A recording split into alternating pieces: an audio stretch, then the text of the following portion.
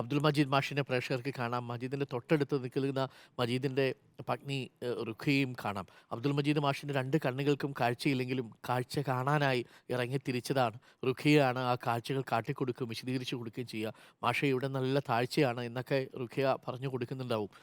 താഴേക്ക് നോക്കിയാൽ ആളിയാർ ഡാമിന്റെ ചെറിയ വെള്ളം കാണാൻ പറ്റും. അപ്പോൾ ഇതൊന്നും മജീദ് മാഷിന് സാധാരണ രീതിയിൽ കാണാൻ പറ്റില്ലല്ലോ. പക്ഷേ റുഖിയ ടീച്ചറിലൂടെ അബ്ദുൾ മജീദ് മാഷ് ഈ കാഴ്ചകളൊക്കെ കാണും.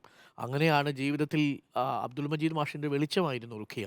യാത്രയിൽ പുറപ്പെടുമ്പോൾ അബ്ദുൾ മജീദ് മാഷിന് ഒറ്റയ്ക്ക് വരാൻ പറ്റാത്തതുകൊണ്ട് സഹപ്രവർത്തകർ പറഞ്ഞിട്ടുണ്ടാവും, റുഖിയ ബുദ്ധിമുട്ടിക്കണമെന്നില്ല, വരുന്നെങ്കിൽ വന്നോട്ടെ, നമുക്ക് ഒരുമിച്ച് പോകാമെന്ന് പറഞ്ഞിട്ടുണ്ടാവും. പക്ഷേ റുഖിയ കൂടി വരാനായിട്ട് ഇരിക്കുകയായിരുന്നു. റുഖിയ കണ്ട കാഴ്ചകളാണ് ശരിക്കും പറഞ്ഞാൽ അബ്ദുൾ മജീദിൻ്റെ കാഴ്ചകൾ.